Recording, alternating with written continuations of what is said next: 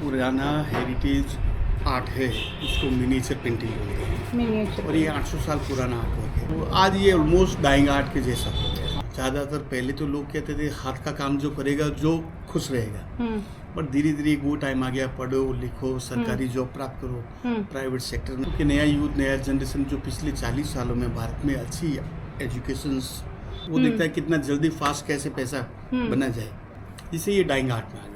और इसमें जैसे पुरानी जो सीनियर आर्टिस्ट होते थे वो क्या अपनी फैमिली से बाहर लोगों को कम सिखाते थे। ओके। उनको ये लगता था ये हमारे कोई कॉम्पिटिटर हो जाएंगे, सिखाते। तो जैसे अभी उनकी फैमिली में बच्चे पढ़ लिख लिए, तो अब उनके तो बच्चे अब इसके अंदर आने नहीं सकते कि पापा जी ने ये पेंटिंग बनाई, ये 1 महीना लगा बनाने में और बेचने निकले, बिक नहीं रहा है, कब बिकेगा, क्या होगा क्या नहीं होगा। यहाँ पे जो हमारे गुरुदेव जो मेरे दादाजी के अच्छे मित्र थे, तो ये जैसे स्कूल तो 1980 से शुरू हुआ है, तब हमारे गुरुजी महाराजा से सेपरेट होके, उसके बाद फिर भी उनका रिगार्ड्स था आप उनके कंपटीशन में कोई काम नहीं करें, तो फिर उन्होंने अपने एक आर्ट स्कूल शुरू किया। तो मेरा पढ़ाई में रुझान बहुत कम था, तो कोई न कोई डेली कंप्लेंट घर पे आता था। तो एक दिन हमारे को हेडमास्टर साहब ने गेट आउट कर दिया स्कूल से ही परमानेंटली कि this boy is not good for any school. तो उसके बाद मेरे दादाजी ने देखा मैं रूटीन में ड्राइंग में डिज़ाइंस वगैरह बनाता था, उन्होंने बोला फिर कुछ में इंटरेस्ट है सीखने में। मैंने कहा जी बिल्कुल। तो वो हमारे को यहाँ ले आए, तो इस स्कूल में एडमिशन किया और मैंने यहाँ सीखना शुरू किया। तो मैं यहाँ पे 1995 में आया और यहाँ पे 2004 में मेरे को एज ए यहाँ पे टीचर का पद मिला। मैंने जो सीखा दूसरों को सिखाना शुरू किया। बट यहाँ पे शहर में उस टाइम में सिर्फ 10 से 12 बच्चे ही सीखते थे, ज़्यादा नहीं। तो जब मैंने सोचा कि अगर 10 इतने बच्चों को सिखाएंगे तो ये आर्ट कैसे जिंदा रहेगा। तो मेरा 180 किलोमीटर दूर गांव है यहाँ से, तो मैंने वहाँ पे फोकस किया। मैंने विजिट की थी एक बार पहले, तो मैंने देखा था कि यंग यूथ बच्चे जिनको फैमिली आदमी जो नैरो माइंडेड है, बच्चियों को वगैरह घर से बाहर काम करने के लिए नहीं भेजते कि घर में कोई काम कर सकते हो तो वो अच्छा है, नहीं तो आप जैसे आपके पति कमा के ला रहे हैं, आप खाइए और अपना जीवन चलाइए। तो मैं वहाँ गया और मैंने वहाँ वालों से बातचीत की मेरे दादाजी के साथ में कि मैं कुछ इनको सिखाना चाहता हूँ कि देखते हैं कैसे क्या करते हैं। और ये जो कह रहे हैं कि मंदिर के ग्राउंड के अंदर सिखाएंगे, तो क्या करते हैं एक बार देखना चाहिए। ऐसा नहीं हो कि बिल्कुल ये क्या सिखाएंगे क्या नहीं सिखाएंगे, हो सकता है अच्छा भविष्य हो जाए। तो फिर मैंने वहाँ सिखाना शुरू किया। तो फर्स्ट टाइम जब अटेम्प्ट में वहाँ थे तो 6 बच्चे सीखने के लिए आए। 6 बच्चे को मैंने 2 दिन सिखाया। फिर मैंने बोला मैं 10 दिन बाद वापस आऊँगा, आप इसकी प्रैक्टिस करिए, मैं आपके लिए दूसरा मटेरियल कुछ और लेके आऊँगा। ये घर पे अंदर सुबह का काम कर लिया और दोपहर के फ्री टाइम में जब धूप में खेलते थे, ना खेल के कुछ कर रहे, अगर इनके हाथ में कुछ होगा तो शायद ये जीवन में कुछ प्रकार करें। तो वो मैंने वहाँ पे भी स्कूल किया और ये भी आज धीरे धीरे 160 आर्टिस्ट वापस ग्रुप हो गए। और उसके अलावा 160 तो ये कहीं फॉरेन से लोग, तो उसने कहा यार तू जो ये कर रहा है इसको तो ऑनलाइन कुछ करना चाहिए। मैंने कहा मेरे को तो कुछ आता नहीं ऑनलाइन, कैसे, मैं पढ़ा नहीं। तो उसके पास आईपैड था फर्स्ट टाइम हिंदी का, तो उसने मेरा ईमेल एड्रेस बनाया, मेरा फेसबुक अकाउंट बनाया। वो 7 दिन के लिए यहाँ थे, साइकिलिंग टूर लेके आए। शाम को वो हमारे यहाँ आ जाते, बैठते थे, हम बियर पीते थे साथ में, गप मारते थे और वो करते और जो उसको ट्रिप एडवाइजर जैसी साइट भी फर्स्ट टाइम आई थी, तो उन्होंने कहा तो और जैसे तुम्हारे व्यवहार है इसी व्यवहार से चलोगे तो फिर एक बार आप जीवन में आपको कहीं किसी चीज़ को आपको ढूंढने के लिए नहीं जाना है, लोग आपको ढूंढते आएंगे। तो आज उस जेम्स के प्रयास से और जो मैं कर रहा हूँ मेरे प्रयासों से, तो आज ये आर्ट वापस एक स्टेबल स्थिति में आया कि आगे और चले। न्यूज़पेपर्स ने इंडिया के अंदर मेरे बारे में छापा, कई मैगजीन्स ने छापा, इंडियन टेलीविज़न जैसे टाइम्स ऑफ इंडिया ने छापा, न्यूयॉर्क टाइम्स ने दिया, और एक जैसे दूरदर्शन अपना नेशनल टेलीविज़न, और उसके अलावा जैसे NDTV जो इंडिया के अंदर चलते हैं। जैसे अभी रिसेंट 2 ईयर्स को फ्रेंच टेलीविज़न TF1 ने कुछ किया, तो अभी BBC वाले भी इंटरव्यू लेके गए, रेस अक्रॉस वर्ल्ड वाले। तो वो जब मेरे पापा जी अनफॉर्चुनेटली सॉरी वो दिसंबर महीने में शांत हो गए थे, तो अभी उनको ये प्राउड हुआ पिछले 10 सालों में कि मेरे जो बेटा कम पढ़ा लिखा है, उसका जब मैं न्यूज़पेपर में देखता हूँ, कभी टेलीविज़न पे देखता हूँ, तो उनको प्राउड होता था, वो बहुत खुश हुए थे।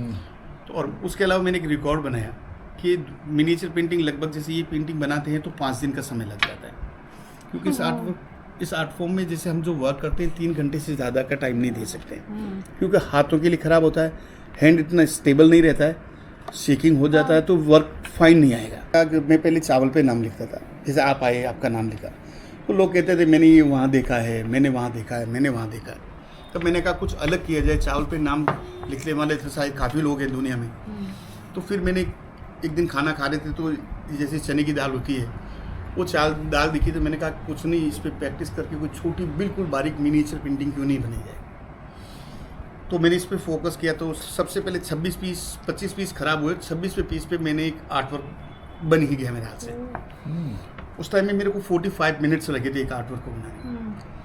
फिर धीरे धीरे करते मेरे वर्ल्ड रिकॉर्ड बनाए। 36 सेकेंड के अंदर मैंने दुनिया की सबसे छोटी मिनीचर पेंटिंग दाल के ऊपर बना डाली। तो उसके बाद मुझे पूरे वर्ल्ड में जैसे लेंटल मैन आप ढूंढेंगे गूगल पे, जैसे आप सुपरमैन हैं, स्पाइडरमैन है, ही मैन है, जैसे आप टाइप करेंगे लेंटल मैन तो आपको मेरे स्कूल का और मेरे बारे में देखने को भी मिलेगा। बट ये मार्केट में जो बिजनेसमैन बैठे हैं, जैसे आपका भी जो था, उनको पूरी ज्वेलरी की भावना है।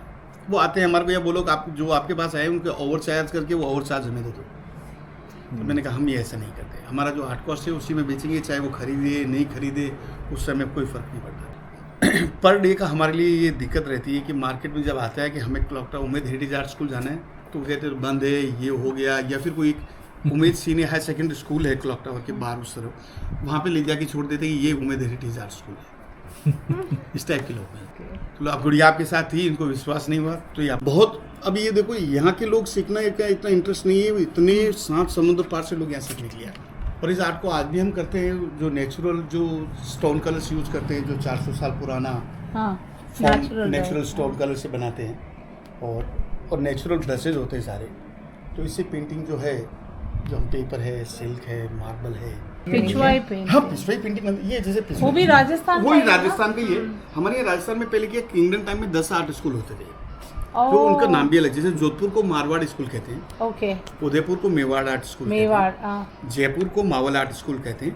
वैसे ही किशनगढ़ एक स्कूल है, बूंदी स्कूल है, कोटा स्कूल है, जिंक और सीसेल से, और ये ऑरेंज है जो मालाकाइट है, ये रेड है जो रेड ऑक्साइड है, और ये है किंग ऑफ कलर जिसको इंडिगो बोलते हैं, स्टोन फॉर्म, ये इंडिगो। वेरी नाइस, तो इसके ऊपर में जैसे ये एलिफेंट, हॉर्स और कैमल को हम राजस्थान में 3 सिंबल ऑफ राजस्थान भी बोलते हैं। एलिफेंट को हम कहते हैं sign of good luck, horse को बोलते हैं साइन ऑफ पावर, और कैमल को कहते हैं साइन ऑफ लव, लव का। और एलिफेंट रिप्रेजेंट करता है जयपुर को, हॉर्स रिप्रेजेंट करता है उदयपुर को, और कैमल रिप्रेजेंट करता है जोधपुर को। तो ये 3 मेन एनिमल्स हो गए जो पुराने जमाने में जो संसाधन जो भी चलते थे, ये गाड़ी, हवाई जहाज, ये तो सब अब हुए हैं। पहले इन्हीं एनिमल के सारे ही पूरा जीवन यापन होता था। तो मेरे हिसाब से गुड़िया के लिए इसके ऊपर एक एलिफेंट बनाए तो वो आपके लिए गुड लक है।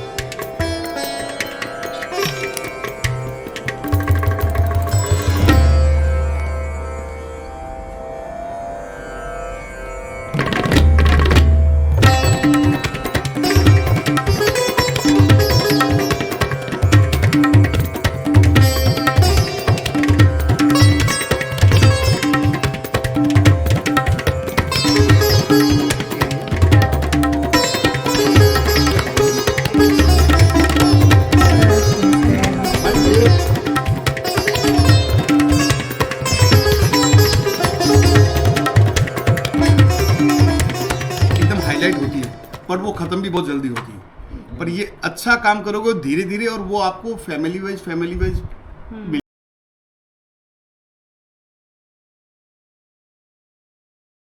So that was so beautiful. He was such a great storyteller, Vijayji. He's known as the Lentil Man, and he gave me this wonderful gift, which was my name and an elephant painted on this microscopic lentil. What a guy. He said he's going to France for a month this year at some point for a festival they're doing to honor Rajasthani culture, and so they're bringing him there as the artist, and he didn't want to go, but he's going. I tried to encourage him to set up his own e-commerce store, and he mentioned that there were some YouTubers and influencers who had come from the US and other countries here and try to help him get more of an online presence. But then he had some bad experiences with selling online, and he stopped doing it. So I tried to encourage him because I do think there's a huge number of us outside of India, in other parts of the world, interested in procuring local art. This was artistry at its finest. His story was so meaningful. I feel like it could be turned into a book or a movie of how he's trying to keep this art alive.